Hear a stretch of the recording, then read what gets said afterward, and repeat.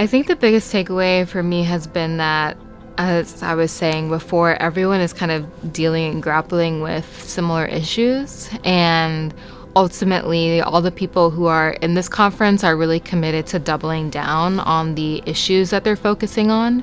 And I think that's kind of the ethos that I think that MIE brings together, is intentionally curating a membership of people who, despite larger socioeconomic or political challenges, they're going to double down on, the work that they're doing. So it was really great hearing in the panel, talk in the plenary session for lunch, hearing Melody Hobson talk about how she's trying to, reframe some of the language around equity and diversity and just help to normalize that the things that she's working on and that others like myself is working on are going to benefit everybody and not just, maybe some of the groups of people that we'll be working with.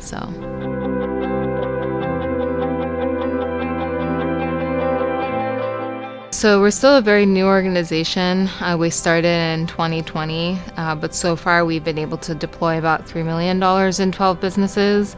So some of the businesses that I'm really excited about are some of our farmers in New York. So we invested in a organic apple orchard that's been around since the 90s, and they're one of the first organic apple orchards in their county. And so we invested in them in a time with COVID where all the markets and essentially wiped out 90% of their revenue. So we were able to come in with capital in order to ensure that they could survive while they pivoted their business in order to find access to new opportunities.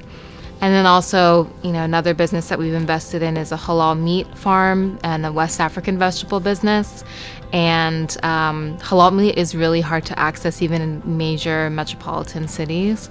And so we were able to provide them capital to triple their yield and provide, meat for religious purposes. That particular investment I really like because it allowed us to be creative with how we were able to do capital. Muslim folks, they don't take traditional loans.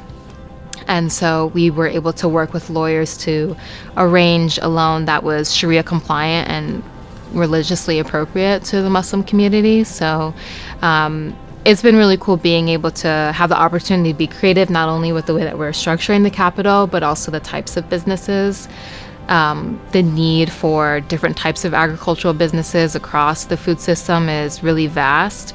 So, from investing in farms to now we've also recently made an investment in a vertically integrated farm and distillery. So really thinking about the broader food system, how can we look at, shifting in order to allow Black folks to scale and build wealth.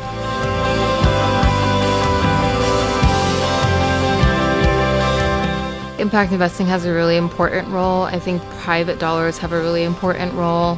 There's a lot of flexibility that private dollars can give to organizations that are looking to come up with creative solutions.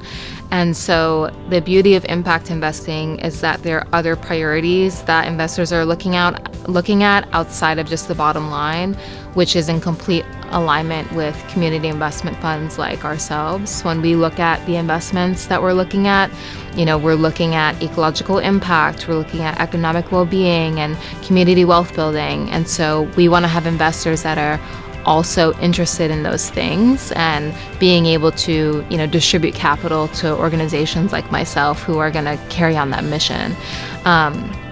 So that's what I would say about that broadly. And I think that impact investing, there's a lot of flexibility in types of capital that can be offered. So grant capital, debt capital, other types of equity capital. And I think those types of capital are ultimately what's going to build the transition bridge to creating some of the larger systemic solutions.